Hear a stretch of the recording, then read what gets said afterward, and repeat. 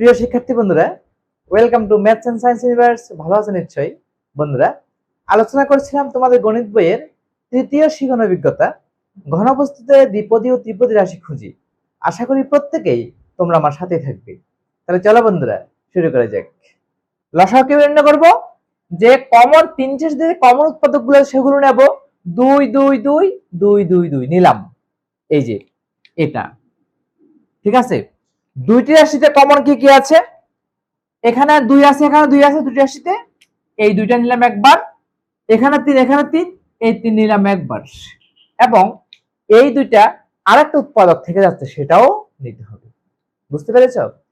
সবগুলো রাশিতে কমন, 2 বা ততোধিক রাশিতে কমন, এবং অন্যান্য যে উৎপাদক থাকে সবগুলো নেব, নিয়ে গুণ করব।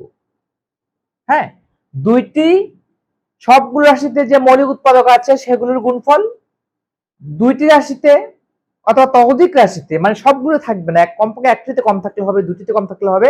2 বা ততোধিক রাশিতে, 2টি 3টি 4টি, যেখানে রাশি আর বেশি থাকতো, হ্যাঁ, একটাতে না থাকলে সমস্যা নেই, হ্যাঁ, বা দুইটাতে না থাকলে সমস্যা নেই, বাকিগুলো থাকলে হবে। দুটি রাশিতে কি আছে? 2 আছে, আবার দুটি রাশিতে কি আছে? 3 আছে। এই 2 এবং 3 নিলাম। আবার আরেকটা মৌলিক উৎপাদক থেকে যাচ্ছে, কোথাও কমন নেই তিনটি রাশির মধ্যে, সেটাও আমরা নিলাম। এটা হলো লসাগু। তো লসাগু মানে কি? লঘিষ্ঠ সাধারণ গুণিতক। লঘিষ্ঠ সবচেয়ে ছোট সাধারণ গুণিতক। একটি রাশির অসংখ্য গুণিতক থাকে, দেখবে। যেমন দেখো, আমরা যদি লিখি, আমরা এটা একটু মুছে দিই, আমরা দেখি যে 12 এর গুণিতক, 12 এর গুণিতক কি কি হতে পারে? 12 হতে পারে, 24 হতে পারে, 36 হতে পারে, 48 হতে পারে, 60 হতে পারে, 72 হতে পারে। এগুলো সবগুলো 12 এর গুণিতক। অসংখ্য গুণিতক আছে, আরো তো থাকতে পারে, তাই না? আরো আছে। 16 এর গুণিতক কি হবে?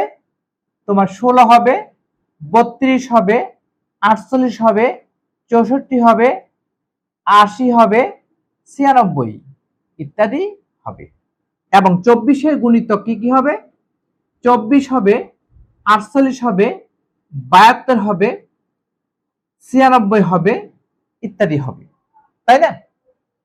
আচ্ছা, আমরা 72, 84, 96 পর্যন্ত আমরা নিই, কেমন? রাইট। আমরা 12 এর 96 পর্যন্ত গুণিতক নিলাম, 16 এর 96 পর্যন্ত নিলাম, 24 এর 96 পর্যন্ত গুণিতক নিলাম। এখন 12, 16, 24 এর মধ্যে সবচেয়ে বড় সাধারণ গুণিতক, সবচেয়ে ছোট সাধারণ গুণিতক কোনটা আছে দেখব। আমাদের সাধারণ গুণিতক কি কি আছে দেখি। এখানে 48 আছে, এখানে 48 আছে, এখানে 48 আছে, কমন, ঠিক আছে। আবার এখানে 96 আছে, এখানে 96 আছে, এখানে 96 আছে।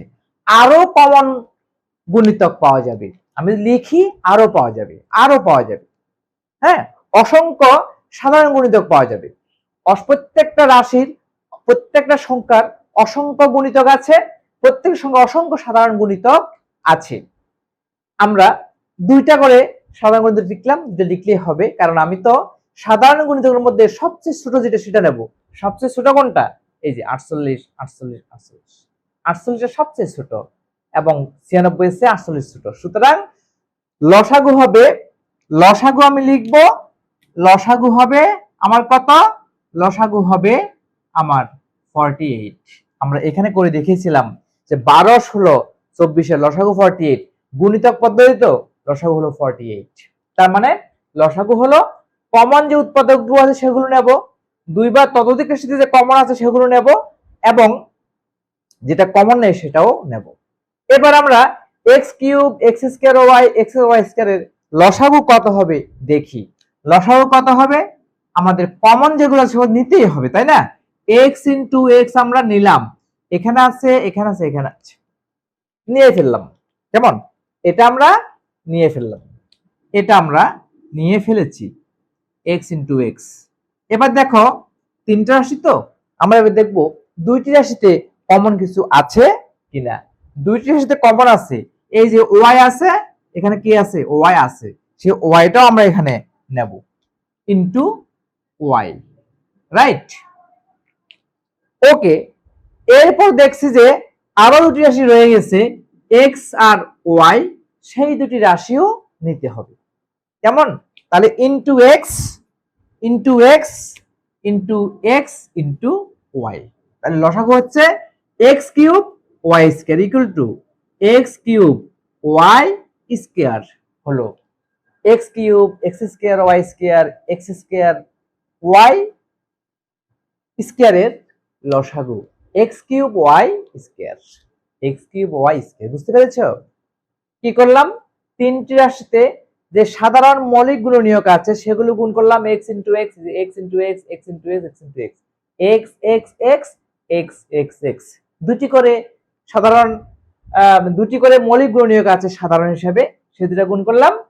দুইটি রাশিতে ওয়াই আছে, সে একটা ওয়াই নিলাম, এবং এক্স এবং ওয়াই আর কোন দুটি রাশিতে কমন নেই, অন্যান্য যে উৎপাদক গুলো আছে এক্স আর ওয়াই, হ্যাঁ, কমন ছাড়া, সেগুলোও নিলাম এক্স ইন্টু ওয়াই। সবগুলো গুণ করলে আমি পেলাম এক্স এক্স এক্স গুণ করলে এক্স কিউব, ওয়াই ওয়াই গুণ করলে ওয়াই স্কয়ার। তাহলে এটা হলো x cube x square y x square y square এর লসাগু, লঘিষ্ঠ সাধারণ গুণিতক, লঘিষ্ঠ সাধারণ গুণিতক। কেমন? সেটাকে আমরা মৌলিক গুণনীয়কের সাহায্যে নির্ণয় করলাম। বুঝতে পেরেছো? রাইট। বন্ধুরা, তোমাদের বইয়ের 66 পেজ 66 পৃষ্ঠা বলা আছে ঘনরাশির গসাগু আমরা কিভাবে নির্ণয় করব। এখানে বলা আছে রাফিদ ও রাইমা দুই ভাই বোন, রাফিদ এবং রাইমা দুই ভাই বোন, তাদের 30 সেন্টিমিটার ও 40 সেন্টিমিটার দৈর্ঘ্য বিশিষ্ট দুটি ঘনকাকৃতির বাক্স আছে, কাঠের বাক্স। হ্যাঁ, রাফিদ এবং রাইমার দুটি কাঠের বাক্স আছে ঘনকাকৃতির। একটি কাঠের বাক্সের দৈর্ঘ্য হলো 30 সেন্টিমিটার, আরেকটি কাঠের বাক্সের দৈর্ঘ্য হলো 40 সেন্টিমিটার, রাইট? ওকে, এখন তারা একই মাপের ঘনকাকৃতির মগের বক্স দ্বারা দুটি বক্সই সম্পূর্ণরূপে পূরণ করতে চায়। ছোট ছোট ঘনকাকৃতির মগের বাক্স কিনবে, সেই মগের বক্স দ্বারা তাদের কাঠের বাক্সগুলোকে পূর্ণ করতে চায়। তাহলে তাদের প্রত্যেকটি মগের আয়তন কত হবে, কেমন, বা মগের আকারটা কেমন হবে? বলেছে কোন কোন ঘনকাকৃতির মগের বাক্স দ্বারা তারা 30 সেন্টিমিটার দৈর্ঘ্য বিশিষ্ট ঘনকাকৃতির বাক্স পূরণ করতে পারবে। আবার বলেছে কোন কোন ঘনকাকৃতির মগের বাক্স দ্বারা 40 সেন্টিমিটার দৈর্ঘ্য বিশিষ্ট বাক্স পূরণ করতে পারবে। আবার বলেছে কোন কোন ঘনকাকৃতির মগের বাক্স দ্বারা তারা দুটি কাঠের বক্সই পূরণ করতে পারবে। বন্ধুরা, আমরা দুটি বক্স এঁকে নিই। হ্যাঁ, এটা একটা বক্স, সাপোজ। বন্ধুরা, এটা একটা বক্স, এটা হলো 30 সেন্টিমিটার, প্রতিটি বাহু 30 সেন্টিমিটার। এটা 30 সেন্টিমিটার, এটা 30 সেন্টিমিটার, এটাও 30 সেন্টিমিটার। আরেকটি বক্স, প্রতিটি বাহু হলো 40 সেন্টিমিটার। আমরা আরেকটা বক্স এখানে এঁকে নিই। আরেকটি বক্স 40 সেন্টিমিটার, দৈর্ঘ্য 40 সেন্টিমিটার, প্রস্থ 40 সেন্টিমিটার, উচ্চতাও 40 সেন্টিমিটার। এটা ঘনকাকৃতি, এটাও কি ঘনকাকৃতির বক্স। দুটি বক্স আছে, রাফিদ এবং রাইমার দুটি বক্স, তারা এই কাঠের বক্স গুলোকে পূরণ করবে ছোট ছোট মগের বক্স দ্বারা। হ্যাঁ, এখন দেখো এ 30 সেন্টিমিটার, তোমাদের বইতে বলা আছে যে 30 সেন্টিমিটারের গুণনীয়ক কি কি হবে। 30 সেন্টিমিটার এর গুণনীয়ক কি কি হবে? গুণনীয়ক থার্ড গুণনীয়ক কি কি হবে? তোমার 2 সেন্টিমিটার হবে, রাইট?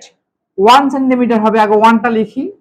1 সেন্টিমিটার, 1 সেন্টিমিটার, হ্যাঁ, 2 সেন্টিমিটার, তারপরে 3 সেন্টিমিটার, তারপরে 5 সেন্টিমিটার, 6 সেন্টিমিটার, 10 সেন্টিমিটার ইত্যাদি হবে। 30 সেন্টিমিটার আমরা নাইনি। 30 সেন্টিমিটার তো পুরো বক্সেরই আয়তন, দৈর্ঘ্য। কেমন?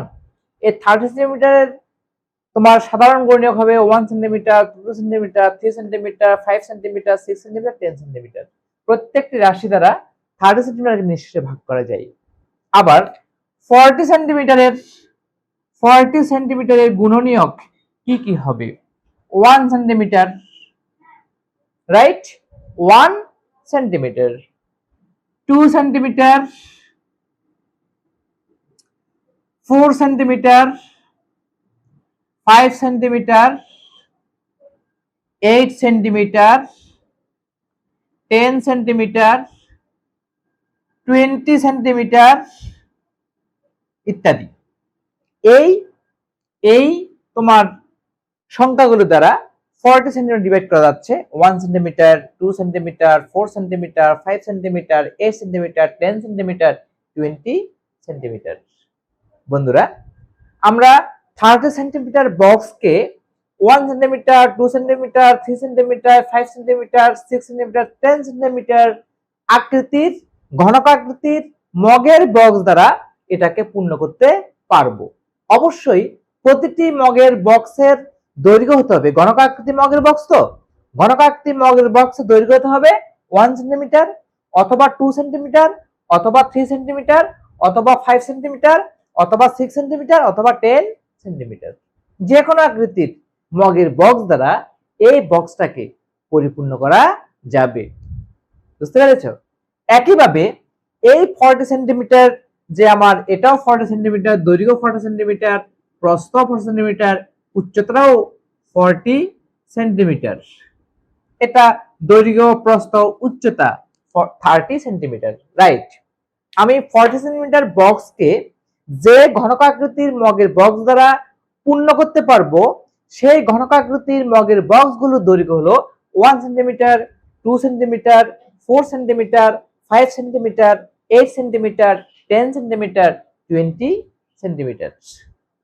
অর্থাৎ এই পরিমাপ দ্বারা, এই দৈর্ঘ্য পরিমাপ দ্বারা 40 সেন্টিমিটারকে নিঃশেষে ডিভাইড করা যাচ্ছে, ভাগ করা যাচ্ছে।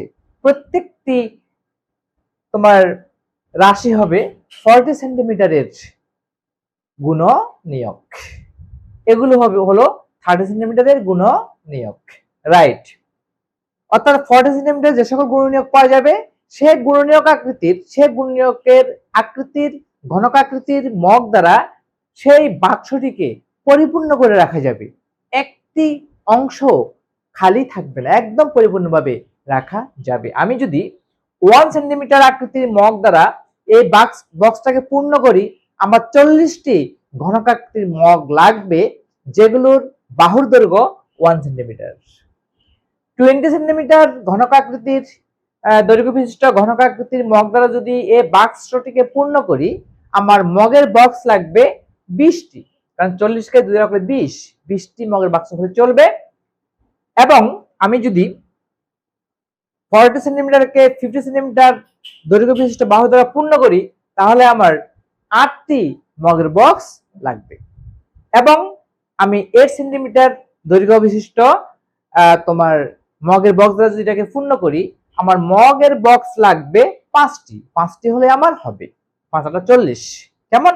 এবং 10 সেন্টিমিটার দৈর্ঘ্য বিশিষ্ট ঘনকাকৃতির মগের বক্স দ্বারা এটাকে পূর্ণ করলে কয়টি বক্স লাগবে? 4টি, কারণ 4 × 10 = 40, 4টি মগের বক্স লাগবে। 20 সেন্টিমিটার দৈর্ঘ্য বিশিষ্ট ঘনকাকৃতির মগের বক্স লাগবে 2টি, যেটা দ্বারা এটাকে ফুলফিল করা যাবে। বন্ধুরা, আজকে এই পর্যন্তই। আমার ভিডিও তোমাদের কেমন লেগেছে? যদি ভালো লেগে থাকে অবশ্যই আমার ভিডিওটিকে লাইক করবে, তোমাদের প্রিয়জনদের কাছে, সহপাঠীদের কাছে আমার ভিডিওটি শেয়ার করবে এবং আমার চ্যানেলটিকে কোনো ক্রমে সাবস্ক্রাইব করতে ভুলো না। বন্ধুরা, ইউটিউব ভিডিওর ডান কোণের উপরে যে আই বাটন আছে, সেই আই বাটনটি ক্লিক করলে তোমরা তোমাদের গণিত বইয়ের সকল ভিডিও পেয়ে যাবে। এগুলো বের করে অবশ্যই প্র্যাকটিস করবে। বন্ধুরা, ভিডিও ডেসক্রিপশনে তোমাদের এই সংশ্লিষ্ট শিক্ষণ অভিজ্ঞতার প্লেলিস্টের লিঙ্ক দেওয়া আছে। সেই লিঙ্কটি ওপেন করে তোমরা এই শিক্ষণ অভিজ্ঞতার সকল ভিডিও উপভোগ করতে পারবে। ধন্যবাদ বন্ধুরা, দেখা হবে পরের ভিডিওতে।